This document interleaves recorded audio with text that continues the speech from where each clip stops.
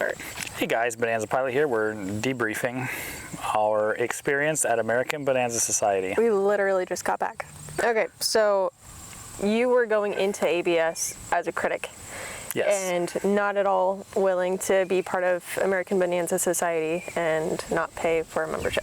According to the public opinion, yes. And so there wasn't a lot of content out there because ABS doesn't have that much, unless you go back to articles from a million years ago that nobody's reading magazine articles, ABS. Nobody cares about your magazine. I'm sorry, they don't.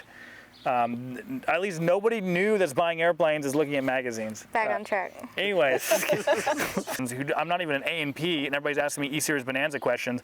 If you gurus are so stinking high and mighty, then how about you make yourselves available so I'm not the one fielding a million calls and questions all the time? You are spicy tonight. Happy to do it, but, well, you know, it's just ridiculous. Did you feed him tonight? Yeah, I did.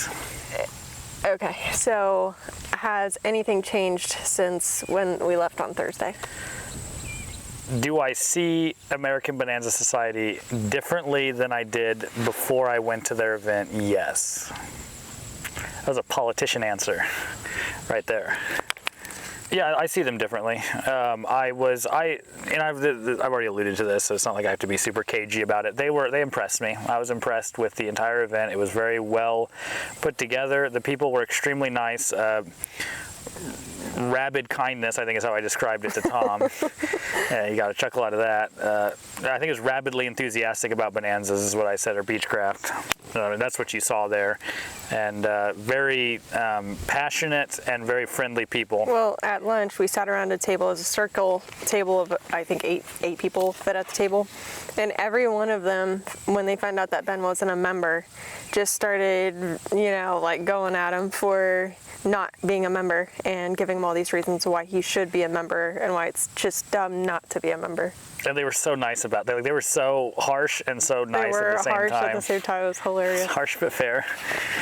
So yeah, I mean, and just every table that we sat at, people were incredibly friendly, and it's hard not to want to be part of a group like that. And playing the outsider and being the antagonist is fun, but it was hard to keep up that facade when everyone you encountered, it was like talking to old friends. Okay, so who did you meet at this event? You got to meet Tom, you mentioned that. Yeah, so right off the bat, Beth Barbary, you had to go take a dump. And so while you were in the bathroom, I did not take a dump. Which every bathroom visit was 10 years. So anyways, she would just vanish. And then Beth Barbary came right up, and I didn't actually recognize, I didn't know her. I know so many names and so few faces that people would come up and I'd be staring at their name tag. But she came up to me and was so kind and had my little lanyard that had my media day or media little designator. It had my name, Ben Weeks, on there. And she's like, "Where's Ryan?" I was like, "I don't know. She fell into the Twilight Zone." So I talked to her right off the bat. Tom was right there, and he waved at me. He was talking to other people. Tom Turner doesn't get a spare second that entire time. Everybody wants to talk to him the whole time. We ran into SRS. That was the big thing. Beth was going to tan my hide if I did not go talk to David SRS. The reason for that is they came up with the Manziel, I think, prize, what they called it. There was I believe a $500,000 award for whoever came up with a solution to the Ruddervator problem on these Bonanzas, because Textron was no longer able to source the skins for reskinning these magnesium Ruddervators, sorry. And so they put a huge monetary incentive, and then sure enough, Dave at SRS and all his team, they came up with a really great solution. They have skins now. They can reskin any model of Bonanza, from the E-Series Bonanzas all the way to the late style, the S and V35 Bonanzas. I talked to very many people. It was a lot of fun. Well, and there were people that you were looking forward to seeing and didn't get to talk to. Mike Kopalik from, I'm probably butchering his last name, I call him Mike from Electro Air because that's what I know him from, who helped me get the Electro Air system put on my Bonanza. He wasn't able to make it, sadly, and he had a booth and everything there, but he wasn't able to make it. And he had a presentation. They ended up having to do a video presentation instead, which I was bummed because I was really hoping to see him there. And I think there was a guy from Beach Talk that you were wanting to talk to. Yeah, Mike Thompson. I really wanted to see Mike Thompson because me and him have argued and had our little tiffs in the past on Beach Talk. and I sadly did not run into him the entire time, so he was very elusive. But I will meet him one of these days and Elusive. shake He was his probably hand. just busy talking. Maybe about I was elusive. Maybe I didn't really. Maybe I was just scared that he would give me a swirly or something if we saw in person. Let's go seminars next. Okay, so a big part of the event is the seminars. Mm-hmm. So you got the trade show, which you kind of went over, and then you've got the seminars. And we went through the list of seminars to figure out if there was anything we might be interested in attending, which we did. You want to talk about those? Yeah, so I'm not a seminar guy. That's been a joke since Yeah, Ryan has started made fun helping of me me with at his YouTube Oshkosh. channel. I make fun of her because she likes to go to the seminars at love it. Oshkosh. She loves trade shows, all that stuff. Like, this was so against what I would normally want to do. Like, going into this, like, I was so biased against the idea of an ABS trade show, convention and trade show. Ryan's the opposite. But obviously, we were, ABS was kind enough to allow us a media day pass to come in and video the event. So we had to check out the seminars to see what American Benanza Society has to offer, so that I can, share truthfully with you guys what they have to offer. And so I wasn't that impressed with the lineup of seminars that were there. Based on looking at the event schedule, there were a few things that caught my eye. Okay, Scott Perdue, he also does YouTube, and he had I think, in fact, I could probably tell you the exact, I think Safety Isn't Paramount was the title of the seminar. That is the most clickbaity thing I've ever seen, and but it sticks in my mind. So the idea that clickbait, my videos have clickbaity titles, and the older generation might be like, what are these guys talking about? Like, that's just how the internet, the sensationalism of the internet, that's how it works. And so that interested me. I didn't actually end up attending that. I think it was one of the earlier seminars. I just think I missed that one. I wish I hadn't. And then I saw Martin Pauly also does YouTube. If you haven't seen Martin Pauly, he's like, if I'm a cut-off T-shirt of YouTubers, Martin Pauly is like the tuxedo suit of YouTubers. So if you want to get like a professional Beechcraft YouTuber, you'd want to watch Martin Pauly or Scott Perdue. If you want to, see the common rabble, then you can watch my channel. But Martin Pauly was doing a seminar, and I ran into him. Such a nice guy. Finally able to meet him in person. He's very tall, I think. He's like super. I thought I was decently tall, but yeah, he dwarfed me. Such a nice gentleman, and he had mentioned that he was doing a seminar. I was like, oh shoot, he was. And he was talking about an incident he had with his gear getting stuck in the up position. He was concerned he was gonna have to do a belly landing, and I wasn't that interested. I was like, okay, whatever. The title of the seminar wasn't that interesting, but we went in there because out of respect for Martin, I was like, I'm not gonna miss his seminar. So I went to go look at it, and we were just gonna go get some shots and then move on because we wanted to hit some of the other seminars. And I got so engrossed in the story they were telling and the way they were telling it that I just stuck around and to find out, like, oh shoot, did he have to do a gear up landing, or was he able to get the gear down? And the way they told the story was just so engaging. They had PowerPoint slides, they had text message threads as he's like texting Doug Rosenthal or something. I believe he's a Beechcraft technical advisor. He literally, so that's what they were representing was how accessible the Beechcraft technicians are. Martin had an issue in flight and was texting one of the ABS tech support in flight, and they managed. Well, I'm not going to give away what exactly happened with all of that, but the way the seminar was set up is you had Martin Pauly, who had experienced the issue in the sky. You had Doug, who was on the ground trying to give him technical support, and then there was one other person whose name escapes me, but he, I think, is more of he's also another technical support guy that I think he evaluated the airplane after they got it back. Well, I'm kind of giving it away. The airplane didn't crash, but point is he evaluated the malfunction after the fact, and it was really cool. So it was instructional, it was informative and instructional and entertaining, all wrapped into one, because what roped me in was the sensationalism of the story and how they told the narrative, and then I was accidentally informed by the fact that they were talking about how the failure occurred and what things could have been done to mitigate it and things like that. So that really impressed me, and I didn't see a lot of the other seminars because I just didn't get a chance to go in there. But if any of them were like Martin Pauly's, or if that was the common theme, then I would say they were all pretty well top notch. And also that seminar that he's talking about, I believe, will be accessible on ABS website. So if you do want to watch the whole thing, they videoed all of them. Yeah, all of them were recorded. So all of that's available. I guess. To ABS members. I don't know when, but they recorded it, so it's got to be somewhere. So you'll have to ask Tom and Beth or whoever, one of the other 6 full-time employees, what they, where it is, where you can access it. Probably behind the paywall of the ABS membership. The other seminar, we're talking about seminars right now, right? Pause just a second. We need to at some point circle back so I can put it at the beginning, and I probably should have shaped it differently. Hey, was that nearly $1,000 worth voucher for both of us to go to ABS that was given to us by Beth? What, did it change your mind? Or at least give them credit for the value, because they let us go for free. It was. Well, if it's $550 per person. That was for the entire thing. Okay. If it's $500 per Wasn't it like person. $250 or something for one day? It might have been. I think it was more than that because it was closer to 1,000. Next question: do you want to do the rest of this live? What? I just gonna be cringe. You don't want to do that. Okay. Anyway, some of these have been really rambling. We're still talking about seminars. Yeah, so the seminar, the last one that we went to, and we sat through, the only one we had sat through the entire thing was the E-Series seminar. So was that interesting to you at all?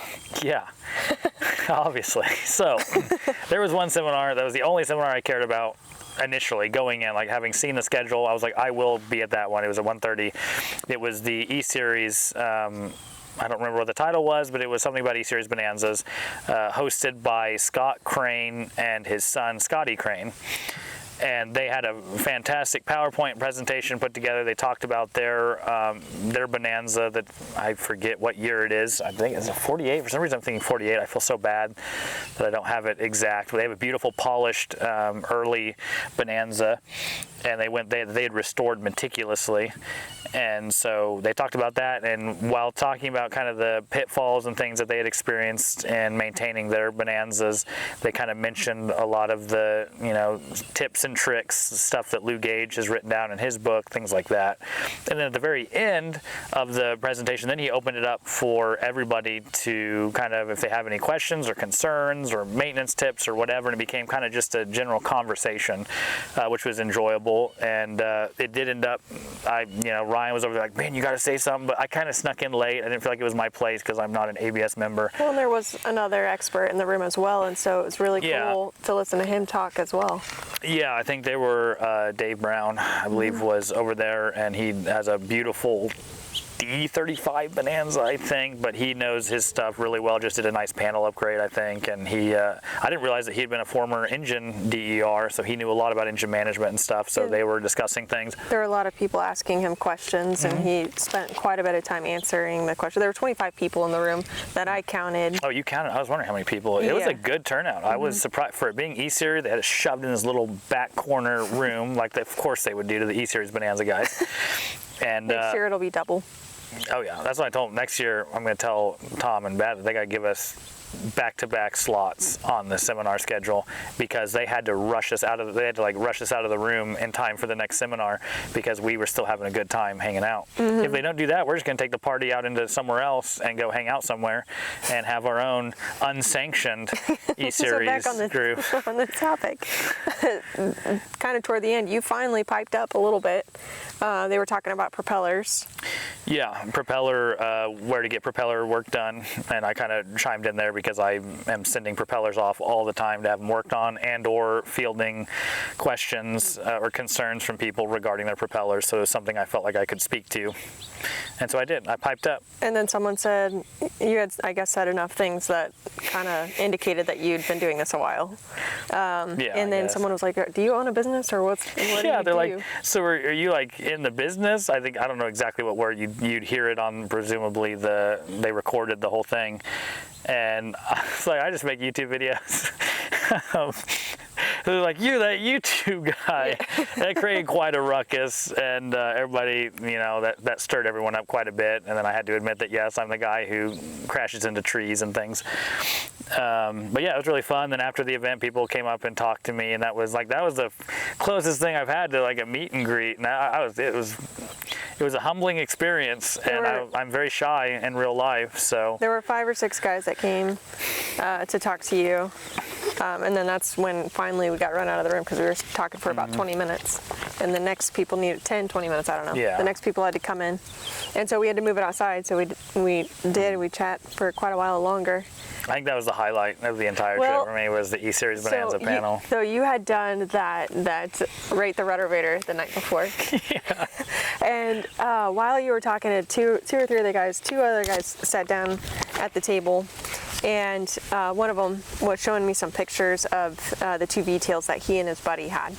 And one of them I recognized as one of the planes that you judged the Ruddervators on, and it was actually the best plane out there. It was your favorite. I gave it like the highest rating. Yeah, because there were no 10 out of 10s. There was one that was a 9 out of 10, and it was your favorite one. I think there was maybe a 10 out of 10 Ruddervator, but yeah, but there was no 10 plane, out of 10 airplane. No. Yeah, and so I said, wait a minute, you own this plane, this blue one right here? And he was like, yeah, that's my buddy's plane. And I was like, Ben, and I had to interrupt you from whoever you were talking to. I was helping some guy log into Beach Talk because he had lost his login. And anyway, that started a whole other thing. So he started watching your YouTube video from the night before. So yeah, I'm helping. There's a kind gentleman came up to me and was having trouble logging into Beach Talk, and for some reason I'd mentioned I think Beach Talk at some point when I was talking, and he must have thought that I was like somehow like Beach Talk was tech real, support yeah, as like well. I was like Beach Talk tech support. I don't know, I'm like terribly tech savvy, but ended up having to I got him like a new login to Beach Talk while everybody's like waiting to come talk to me, and then they're watching. Suddenly I hear my voice playing on a phone, and he's over there watching that video, the Rate Your Ruddervators video, while I'm trying to help log on to Beach Talk. I was so overstimulated that it was an absolutely comical situation. We got it on Ryan videoed most of it, so you'll see that somewhere. If you haven't already. I think that does lead quickly into the when you talk about the Rate Your Ruddervator controversy. Oh boy. It wasn't that big of a controversy. But we flew in day one. It was actually not even day one of ABS. We flew in on Thursday. The event was on Friday. We landed late enough that we missed the shuttles, although the shuttles wouldn't have gone to the hotel we were staying at anyway. But it was a beautiful day. It was a golden hour, and Ryan was planning. We wanted to get there early enough with some daylight to get some footage anyway. And I was in kind of rare form. I think I was a little nervous about the event, and when I get nervous, I get kind of weird. Goofy.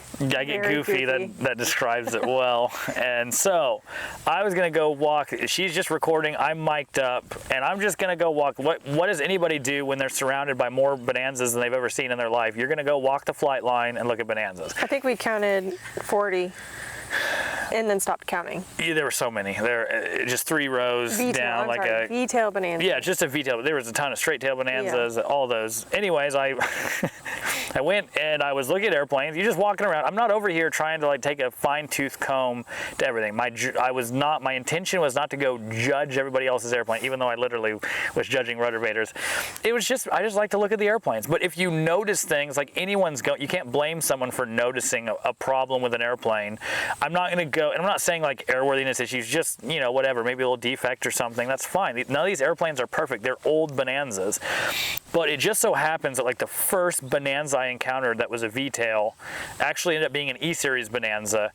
And I'm just looking around, and of course you're going to look at the Ruddervators. Everybody looks at the Ruddervators. They're at the tail, whatever. And I see just horrible corrosion, so bad that the paint had peeled off of the right Ruddervator on the trailing edge, a big huge patch of it, and there was filiform everywhere. There's little worm trails of corrosion. It looks like a little bug is burrowing underneath the paint everywhere.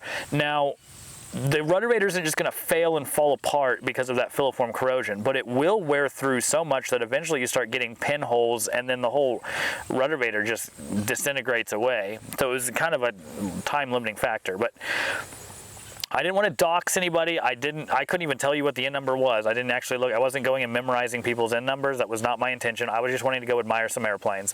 But because that set the stage, I was like, oh my goodness, what else so I started looking at every Ruddervator that I saw, and then I'm talking to Ryan. I'm like, oh, this is a really good Ruddervator. I was like, this ought to be Rate Your Ruddervators or something. And so we just made a little fun spoof video where I rate your Ruddervators. It has been mostly well received, as I expected it to be. The intention was, it was clearly a very joke joking tone. I was just having fun. I was trying, Some was in a British accent. Amelia even came out for a minute. Yeah, exactly. Which that didn't make any sense to that one guy that was watching the video who had never seen any of my other content. He was like, why is he talking like a woman? But it was supposed to be a fun video, and so I posted it. Ryan got that video out like literally Thursday night when we should have been sleeping, preparing for Friday. She was up like working her butt off getting the video edited, and she texted me like half an hour later. I was in my own room doing paperwork, and she texted me and was like, hey, I have a video ready. You want to come see it? I was like, sure, okay. I figured it'd be like a 2-minute video, 3-minute video, a little quick thing. So we met in the lobby. And she has like a 17-minute video put together, and I thought it was great content. So we posted. I had it scheduled to go out at 7 o'clock in the morning. We went to sleep. I got like 5 hours of sleep that night, and it posted at 7, auto posted. And then I'm posting it on Facebook and places in the Benanza groups, and people are over here like, if one comment said that if I saw you snooping around my airplane like that, I would have given you a swift kick in the rear. Like, first off, okay, boomer, just saying.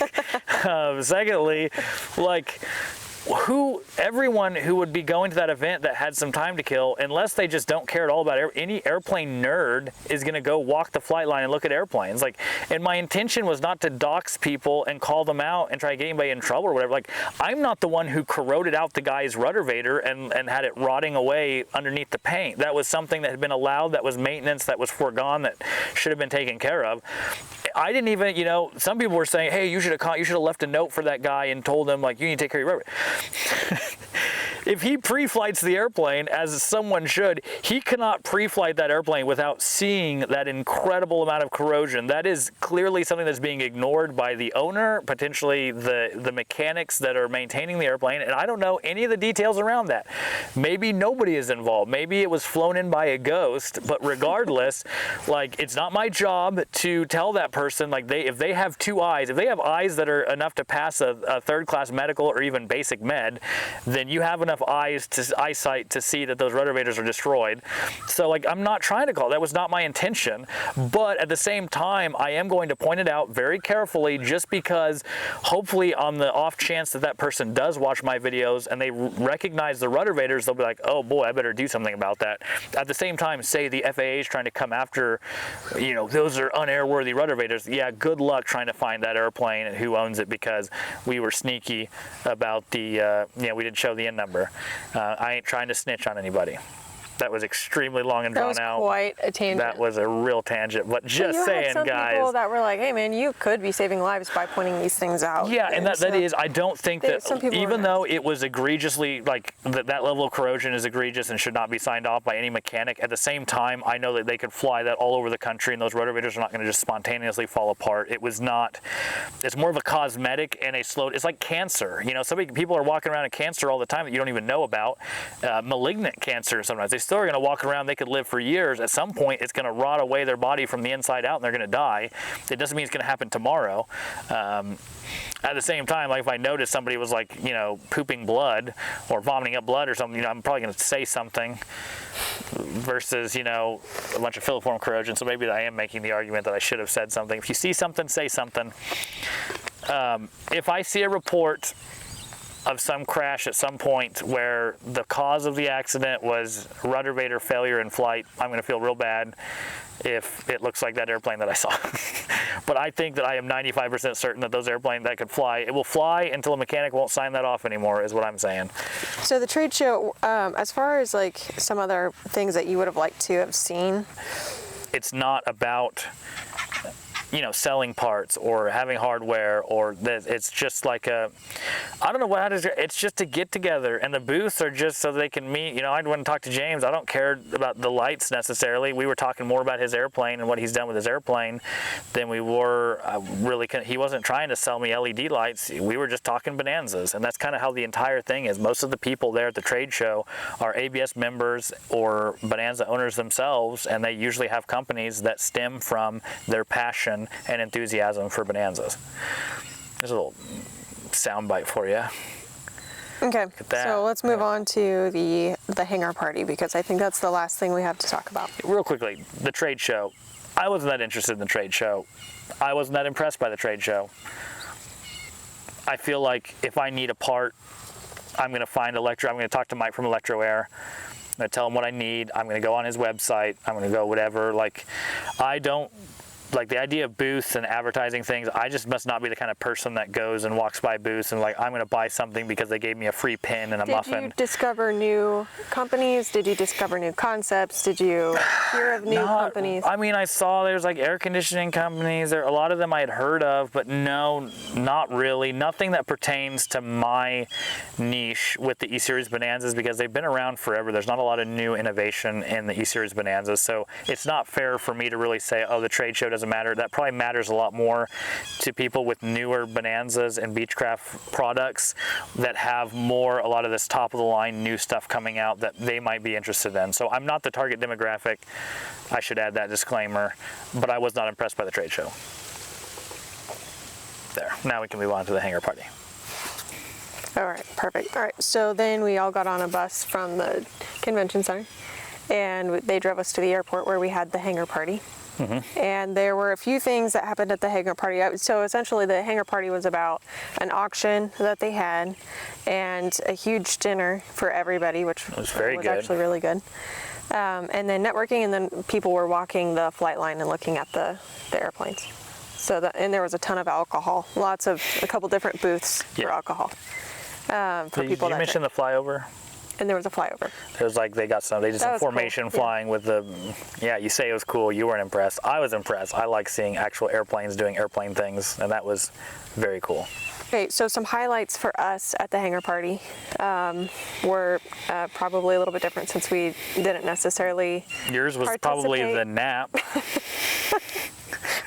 We're not going to talk about the nap that I took at the hangar party.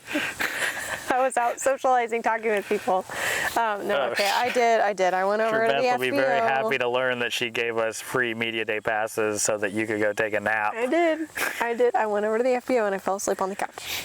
Okay, so some highlights for us at the, at the hangar party are obviously networking and getting to talk to people about just the trade show. We didn't really have time to talk to some people. Who all did you see at the hangar party that you got to chat with? Not as many people as I had hoped for. So the problem is I had a better time running into individual people passing in the hallway where you can like see the number of faces. At the hangar party, everyone was there, and when everyone's there, it's like, where's Waldo? So if I was looking for people, I had a very hard time finding people. The music was in the crowd. Kind of loud too. The music was too daggum loud. Don't even get me started on music. The speakers at these concerts, and jazz, really, like soft jazz. That's what we're going with. Anyways, that I didn't like. Well, maybe we'll add like a likes and dislikes, Maybe they can add rap for you next year. No, I don't want rap. I want some nice classical music played at a very, classical is classy, and that would fit with the Beechcraft. Beechcraft is not jazz. Beechcraft is, Beethoven, come on. And anyways, and whatever you play, I'd rather have no music at all than having these speakers blaring so loud that I have to yell at the table. These wonderful round tables where we're all enjoying our dinner, and I'm trying to talk and, trauma dump on this kind lady sitting next to me about all of my woes with my life, my ups and my downs, and I'm over here shouting at her, spitting on her plate because I have to talk so loud so she can hear me over the stinking music speaker. Nobody likes that, all right? Okay, that's not where I was going. Okay, anyways. Who did you get to chat with other than the poor lady that asked you about your life and you trauma dumped? Okay, besides her, I found Tom Turner while Ryan was out asleep at the wheel. I was networking, and Tom Turner finally, he'd been busy the entire time. He came and found me. That was very kind of him. We'll talk about his RBF and how I thought he was mad at me the whole time. He wasn't. It's just his normal face. Anyways, Tom came up to me and talked. We talked for a long time. I was carrying all of Ryan's bags because not only did Ryan run off to take a nap, she left all of our film equipment. We had like 40 pounds of gear, and I didn't want to leave it at the table because we didn't end up sitting at that exact same table when we were eating dinner. So I couldn't find a wall to put it next to. So I finally was like, I'm going to go find Ryan. I don't know where she even is, but I was going to go put all the bags on. That's when Tom found me, and I'm like a pack mule carrying all these bags. Then I talked to Tom for like probably 35 to 40 minutes, and my shoulders were dying and they were burning. Put it down. But I felt like if I put them down or if I made any weird moves, I was going to disengage from the conversation and not show interest to the person I was talking to. And so I was like very subtly while I was talking, like trying to get like my bag off and like unload my baggage so that I could continue to talk. That's what you did to that poor lady. Unloaded your baggage. I did. I was unloading a lot of baggage that night. But yeah, he talked. We had a really great conversation, and I'm really excited for the podcast that we're going to have with Tom and Beth Barbary. Oh yeah, that's coming Tom up. Turner and Beth. Yeah, in just a couple weeks. October 2nd is when we're getting together, and then we'll post the podcast. I'm sure by 2 or 3 days. Well, we usually post that on Thursday. So the Doesn't matter. Yeah, I don't even remember what October 2nd. It's like a Tuesday or something. So by Thursday, whatever it ends up being, Thursday after that, we'll have the podcast posted. We're considering live streaming. Maybe not that one. Not that one. No, because I'm sure there's going to be some interesting controversial things that come up. Like so I think it'll get kind of interesting. We're considering live streaming the podcast. We are planning to do podcasts. We haven't given up on the podcast thing. We just I've had a hard time scheduling with people. Okay, we'll leave that there. They're not going to want it to be live streamed. They don't want it. We don't want to do that. Okay, to the Hangar Party. There are a couple things that we think that could make the Hangar Party better. Do you want to talk about that? I already talked about it. Can you just cut to the rant that I just did? Yeah. Okay, so the rant about the music, I'm not going to say that again. You're not talking about, oh wait, sorry, we need to go back. You didn't just talk to Tom Turner, you talked to some other people too. So yeah, the people who did the E-Series panel, Scott and Scotty, they were there. Yeah, because I didn't get a chance to talk to them. They had rushed, I think they went to another seminar, so I didn't get a chance. They were so kind, they came up to me and talked to me after the fact, and we kind of debriefed, as we're both obviously very passionate about the E-Series Bonanza, so that was a lot of fun. So nice. They were like some of my favorite extremely people to nice. talk to. Did I think I don't know if I told you, but I look at people like Scott and Scotty Crane. They did this wonderful presentation, and they're so polite and so kind. Everyone they talk to, they smiles, and I look at them and I'm like, those are the people that should be doing seminars. They should be on YouTube making YouTube content. Why are controversial knuckleheads like me making content? And I just feel like a scumbag when I'm out there creating controversy, judging Ruddervators out on the flight line, while these people are doing the real work and representing E-Series Bonanzas in the way that they should be. You were going to say that Scott and Scotty were very inspiring. Yeah, I did. No, go ahead. I already did, though. I don't have to repeat that. Okay, what I think was really cool was that it was like a father and son giving a presentation together. And I think it'd be really cool, I would love to see this happen, is you and your dad and Scott and Scotty do a podcast. Yeah, we kind of talked about that. We didn't talk about that at the party. Scott and Scotty are probably like, what the heck are you even talking about? We were talking about after the fact, me and Ryan, and we were discussing how it was very inspiring to me as well to see, that father-son thing. That gets me right in the feels, to see a son carrying on a father's legacy like that. And in some ways, I feel like me, my dad's airplane's right here in the background, and I hope that I am carrying on my father's legacy. So yeah, it would be kind of cool to have, maybe eventually some kind of collaboration between, Scott and Scotty and then me and Dad. And you would represent, what could they put together the most beautiful museum quality restoration. And then we have a piece of junk Bonanza that is airworthy, and so that's the gamut, right? Is not every airplane is going to be museum quality, and not every airplane is going to be barely airworthy. They're going to be somewhere in the middle, and I think that would offer kind of the two extremes, and then we could, but a shared passion and enthusiasm for the E-Series Bonanza. We're just spitballing here. This is not something we've talked about. I'm not even an ABS member yet, or maybe ever, but. coming away from the event, it was definitely inspiring, and it made me want to get involved, which I must have caught the sickness or whatever. But the people, there's just such an enthusiasm for Beechcraft, and I'm enthusiastic about Beechcraft, and I'm just wondering why I'm like a lone wolf howling at the moon about my love for Bonanzas when there's an entire organization that is also dedicated to the preservation of Bonanzas. So that was kind of my general takeaway from the ABS event. And there was another father-son duo. I only saw them and then Nick and Joey. I didn't see any other father-son. Yeah, I'm sure there were. We just ran into Nick and Joey because they were really sweet too. They came over to the party, and yeah, father-son, good kid. And yeah, they had E-Series Bonanza questions. So yeah, it was cool. It was a lot of fun. It was an enjoyable time. The original thing you were asking was, what would we change about the Hangar Party? Yes, there were 3 things we came up with. Okay, are we only talking about the Hangar Party, or are we going to talk about general things about the entire event in general? Like if we're reviewing the entire event. Well, first we're going to finish saying the Hangar Party, because I brought that up during when we were talking about the trade show, and you're like, no, that's the Hangar Party part. Yeah. So let's put this under the Hangar Party part. Okay. And then we'll talk about generalized stuff. Okay. What did we like? What did we like about the Hangar Party? The networking. And the FBO was a nice, quiet place to take a Why nap. you call it networking? It sounds like such a dirty word. Like it's socializing. It's gaining, you don't have to be like, I got this business idea and we're going to do such a. No, it's like that's not how it was. It's people getting mildly intoxicated and just chatting airplanes and having a good time. Or networking, whatever. I wasn't networking. Maybe Ryan was. I was just having a good time talking to people and not getting intoxicated. Okay. What could make the Hangar Party? We were talking on the way. Is that on the only good things about you want to jump to the bad so daggum fast, Ryan? Is that the only good thing about the Hangar Party was the networking? Yeah, I brought up the people that you talked to and the people that we liked, and that was great. Okay, so the reason Ryan's having such a hard time is she slept through the Hangar Party, but I enjoyed the socializing with all the people. Everyone, like I said earlier, everyone from the entire event was there, and some people that weren't even at the event came, and so there's a ton of people there.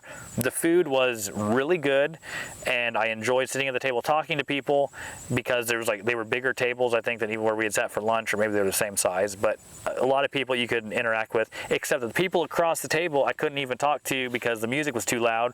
You could only talk to the person to your right and to your left. Ryan was to my left. I was tired of talking to her, so all I had was the kind lady whose name escapes me. Margie. It was Margie. That's right. I thought that's what was going in my head. She was so kind. What a nice lady. You guys have every member of American Bonanza Society is an ambassador. They talk about ambassadors for brands. Well, every member is so rabidly enthusiastic about the American Bonanza Society that they're all just walking billboards for ABS. And the fact that they conducted themselves in such a kind and professional way really does a service to the American Bonanza Society. That is at the convention. Now on Beach Talk or on Facebook or on YouTube, when I post these mildly critical videos of ABS and everybody comes after me like, what do you think? Maybe you shouldn't go to the event because you're not an ABS member. You guys look like complete tools. So I don't understand if that's just the internet effect where everyone's meaner on the internet, but I will tell you that everybody at the ABS, there was not a mean person at that entire convention. If they were, they stayed away from me because everybody I encountered were just stand-up individuals, and it really did a credit to the American Bonanza Society that all of their members were so kind and courteous. Are you done? With that idea, yes. Yeah, I want to talk about how to make it better. That's not all the good things. That was the dinner, and also that also bled in the social life. Okay, the other good things about it, the flight, we talked about that already, but the flyover was super cool. They had some formation flying. That was a lot of fun, and okay, now I'm out of good things about the. Yeah, you already said. That was it. That. Yeah. Okay, now you're so excited about the bad things, Ryan. What was bad about the Hangar Party? There was nothing bad. There are just things to make it better, more accessible to upcoming generations, and just making it cooler in general. Okay, what are they? Well, opening the Hangar Party to the public, for one. I think that could help. It may have been somewhat open. Maybe it's only for American, but I don't think that it was open. So what you're saying, non-members? Yes, to non-members, and Okay. for like people to bring their kids and everything, like pay for a dinner voucher. Then, I mean, you can participate in the auction if you want to, but be able to walk the flight line, talk to American Bonanza Society members. I mean, they're so nice. People might, be compelled to buy a membership too. I agree with what Ryan is saying. We talked about this. I do agree that there is obviously the dinner and everything, that it's costly to put that together. I think having the outside public be able to come in and pay a fee that would cover the food and other costs associated with the event, but come in and talk to American Bonanza Society. I mean, like I said, they're all ambassadors, whether they like it or not. If they came in and saw the kindness and the camaraderie that happens at the Hangar Party, I think that would be a huge outreach opportunity for the American Bonanza Society. And yeah, getting in, maybe people bringing their kids and, being able to enjoy and see the airplane, maybe some kind of Young Eagles thing where kids get to come in and, get a flight in an airplane or something. I don't know, maybe that's crazy. Those are just our ideas for, what might make it better. Because if there was a youth program, you would be more inclined to join the American Bonanza Society, wouldn't you? I would. And there may be. So I don't know what everything ABS has to offer. I went and saw, they put on a really great convention they invited me to, and I enjoyed it. But I still haven't gone on their website and known what they actually have. But to my knowledge, there's no, I don't think they have any youth programs, or if they're even interested in doing any kind of youth outreach. Mm-hmm. But if they were, that's right down my alley, all right? I really enjoy sharing aviation with the young up-and-coming generation. Maybe I'm the young up-and-coming generation, but really there's younger people than I am, and I enjoy taking kids flying is one of the most fulfilling things I can do, sharing the magic of flight. What's a small, simple flight for me can be a life-changing core memory for a child. And so that's something I'm very passionate about, and I think that would be a good way to outreach, and you could just be indoctrinating little American Bonanza Society children. Could call them Turner's Youth or something. That's terrible. So bad. I don't know if we could include that. Anyways, yeah, youth outreach would be good. Okay, moving on. I don't have a booger. I have a booger. Do I have a booger in my left nostril? No. Okay, must have just been a nose hair. Right, carry on. What else? Did we talk about the seminar? I might need to clip this and put it back. But the seminar didn't really have a whole lot of topics that you and I found interesting. Yeah, we talked about that. So I know, but we didn't talk about what we would find interesting. Well, we can talk about that. We're not done with You're jumping all around. Good night. You're making my ADHD look like non-ADHD. And you literally have the list. I'm the editor. Like I said. Stay on topic. We will go back to. You can clip it. Yeah, you can clip. We will come back to that. But let's finish the party was the least. I think that was anticlimactic for me. So let's finish it, and then we can go back to the more interesting things to talk about. The other thing, the auction. Was that the first time they were doing the auction? Did you see that they made $37,000 with that auction? I didn't know how much they made. That's pretty impressive. Mm-hmm. They made a lot of money with that auction. It was a very successful auction. That being said, that ain't my thing. All right, maybe more intoxicated, inebriated people will enjoy auctions, but maybe that's what it sounds like when you watch my videos. But I got the heck out of there so dang fast when that lady started going off on those. DYZ 40, 45, 45, what do I do? Oh, well, man, you're whatever. There's nothing but losers here unless you buy and spend a ton of money. That's totally what people hear when they watch it. Okay, I didn't like that. So the music, so here's the thing, a common theme I'm finding is I don't like loud noises at all right? And the music was too loud. The auctioneer was too loud. It may have been more tolerable. It did not have to be that loud. The people in another county were able to hear that auctioneer. So that I was not a big fan of. I could live without the auction thing. It did raise a lot of money, so that was a successful thing. Maybe a silent auction, which I think they did. Did they do a silent auction? Or was it an actual auction? No, it was... I thought there was a silent auction at the trade show. I think there was a silent auction at the trade show. So I would advocate for doing 2 silent auctions and not a silent auction and the complete opposite end of the spectrum auction, as loud as sound can be made. Anyways, so I didn't care for that.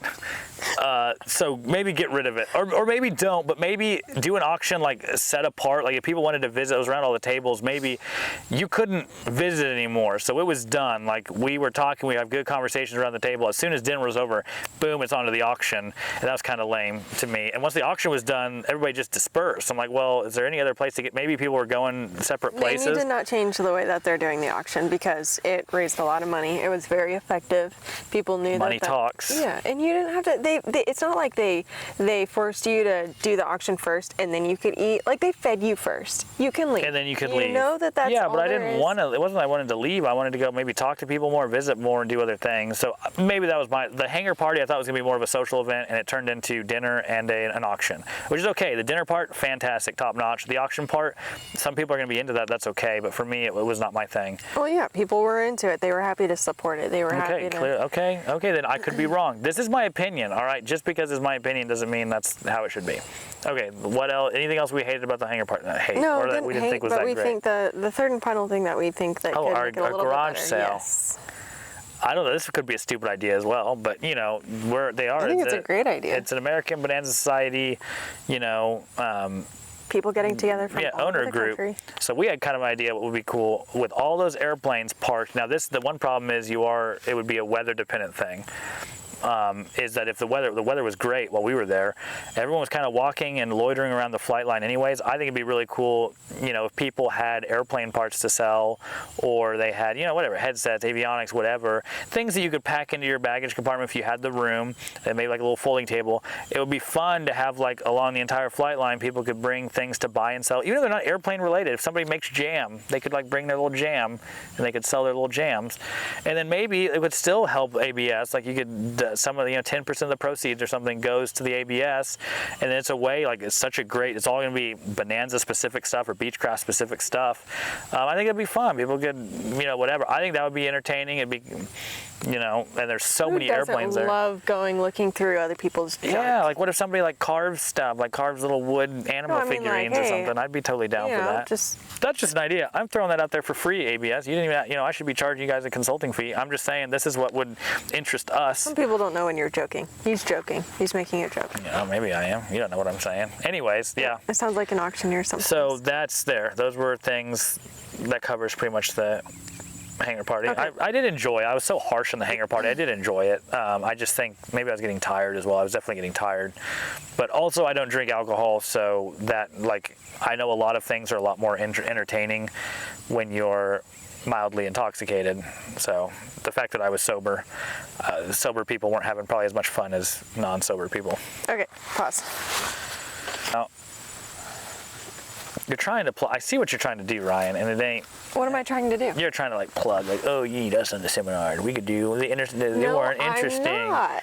I think you should have Benanza Pilot do a seminar. Actually, you know what? Okay, now that you say that, I promise you I was not even thinking that, but since you suggested Okay, well, it, first let's talk about the seminar thing that you were wanting to talk about. Okay, well, so we read through the list of seminars, like the titles and everything, and we were trying to decide which ones we wanted to go to. And there were only one or two, which you said this earlier, there were only one or two that were actually genuinely interesting to us. Mm-hmm. And so, and of course, one of those two was the E-Series seminar. So if there were to be a seminar that you would attend, what would it be? Like if you were excited about it. And also another thing about that too, that you think other people that are within more our generation, so I mean I'm a millennial, you're Gen Z, you know, that kind of age group. That's a good question. Like I've said, I'm not really a big fan of seminars in general, so I don't know that I'm the right person to ask, like, what kind of, for someone who doesn't like seminars, what kind of seminar they like. I think that from my perspective, more hands-on things I think would be more engaging. So at Oshkosh, you know, they have like all these tents where they do like, this would be probably something not that wouldn't be seminars necessarily. Maybe they had so much space. They had such a huge convention area. I feel like there was a lot of unutilized space in the trade show area. I think it would be cool if they have all this technical support, all these people.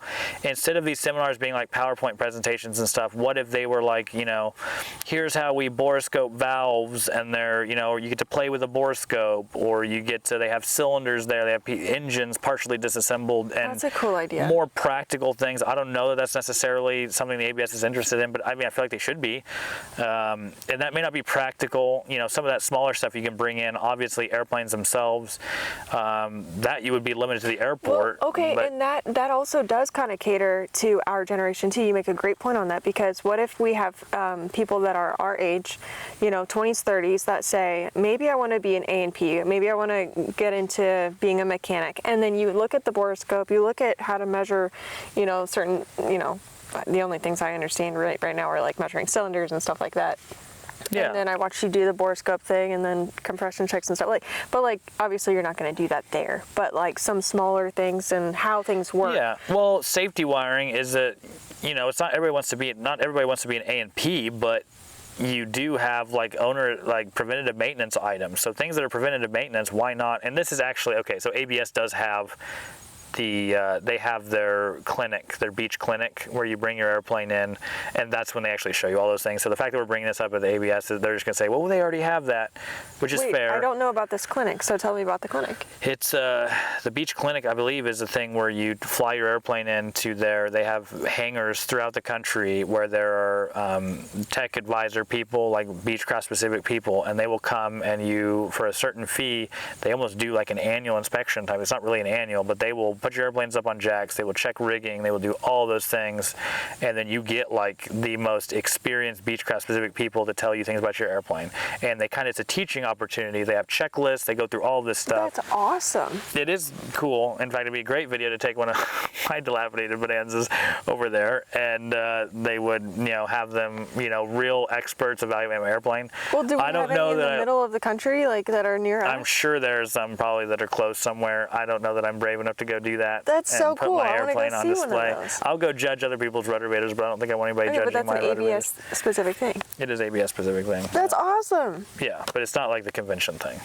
So I don't know how much of that. I think in a smaller scale, some simple things that, you know, servicing brakes, doing, you know, oil changes, so, you know, whatever, tips and tricks related to that. I don't know, maybe that's not something some people would be interested in. They're wearing nice clothes, they don't want to get greasy and dirty, but me, I wouldn't care. I'm like that, I'm totally into that stuff. So I don't know, that would be something that maybe would be interesting to me, that might get people.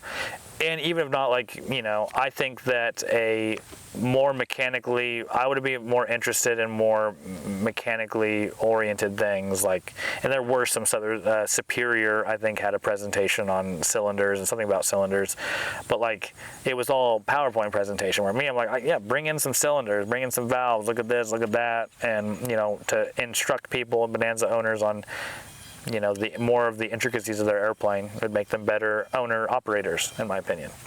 So if you were to say that, you're good at talking, so if you were to be, I love that you said that some people watch your YouTube videos and might hear an option. What? Wait, what did you say? I didn't... You were talking about the auctioneer, you said. Oh yeah, that's what people hear when they're watching. You watch my video. Easier banana. NBA sucks. And I'm over here talking about how loud noises bother me. That's why I'm so loud. Maybe I'm deaf. Okay, anyway, if you were to...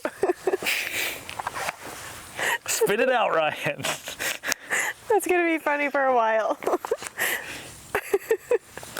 Okay, if you were to give a seminar. Okay, so here we are. Oh yeah, anybody needs to do a seminar. Mm-hmm. If I did a seminar, it would be on E-Series Bonanzas and what I think about them, why I love them, the struggles, and I mean, this is literally the same that Scott and Scotty already did a presentation on, but it would be, yeah, the things that I've discovered in my, you know, 7 or 8 years of doing Bonanza stuff. What I know and what I don't know, because in some ways what you don't know is just as important or maybe more important than what you do know. And I think that people have started to look at me as kind of a, to some extent, for better or for worse, mostly for worse, they've looked at me as, I don't want to say an authority on Benanzas, but definitely a source of information on these Benanzas. And I am, but they need to understand that I'm still extremely limited and I have so much to learn that I would be intimidated by doing a seminar because I don't feel that I'm qualified to necessarily talk about the complexities of the E-Series Benanzas. At the same time, I've been messing with these airplanes a ton, more than probably most people do, and so that does give me, I've had experiences that other people maybe haven't had because of the amount of Benanzas I've been exposed to, and so that would probably be beneficial. Yeah, you're a good resource because your dad has taught you a lot too, so you have his knowledge, the tips and tricks. Mechanics that I've worked with have taught me. I'm standing on the shoulders of giants. There have been a lot of people. Lou Gage's book has been a great reference, so Beach Talk has been, learned a lot on Beach Talk, so yeah, I would, if I did a seminar for whatever, again, I'm not even an ABS member, but if they wanted me involved, that would be where I would definitely be in the E-Series world, because like I said in the E-Series panel, the E-Series Benanzas are the beating heart of the Beechcraft brand, and we may not be the greatest number of airplanes still flying in the Beechcraft fleet, but if the E-Series Benanzas die, I think the Beechcraft brand dies. I firmly believe that, and so it ain't gonna happen on my watch. Man, that was a pretty good mic drop moment. That might just be the end of this debrief. Is there anything else? No, there's nothing else. Yeah, I think we'll end it on that. So maybe the ball's in the American Bonanza Society's court, or maybe it's in my court because I am not a member yet. You better be a member before we go interview Tom and Beth, or I'm not going with you. I don't know. That's not fair to say. What if maybe I'll become a member live on the podcast if they impress me enough? They're not gonna keep. They don't. You're one person. They've already got me. Yeah, I mean that's halfway. I mean it's good enough. Okay. We'll see. Because you said, so I got the membership, and you were like, hey, do they have a POH for an A35 or a B35? And I looked it up, and I said, yes, they do. And you're like, can you print those for me? Like, you can't say that you don't see a benefit or can appreciate what they're doing for. Why would I need to be a member if I can just steal technical data from you and your membership? They should lock down their resources better. That you should be legally liable for sharing information outside of American Bonanza Society members. Because if there's one thing I've learned from American Bonanza Society, it's that everything should be behind a paywall. Wow. No, that's not what I've learned. But I mean, that was my initial critique. Obviously, the world moves on money. You know, my thing with these Bonanzas is I'm just making YouTube videos that are entertaining, and I'm offering my stuff for free. Down the road, maybe I'll hide all my stuff behind a paywall because maybe I'll get greedy and I want the almighty dollar. But at the same time, ABS also, because of the almighty dollar, was able to put forth a big Ruddervator prize and did more for the Beechcraft owners than any type club has ever done for any airplane. So it's historic. The American Bonanza Society is a historic organization. The Ruddervator prize accomplishment was a historic accomplishment, and they deserve all of the credit for that. At the same time, I'm still not a member yet. No. Oh yeah, subscribe to Flying Ryan. I guess she doesn't ever make content anymore. No, don't even worry about that. Oh, okay. I do too make content. Okay, well, not whatever. For myself, I recorded for all kinds of content. She's not going to post any of it because she doesn't feel like I recorded it the right way. Yeah, you put. I had some really good close-ups. I mean, everybody loves close-ups. It was cinematic. You were very mean about my nose. Oh, the Wicked Witch of the West. Added really good commentary. Anyways, that's enough, guys. See you in the next one. Like and subscribe, please. See you in the next one.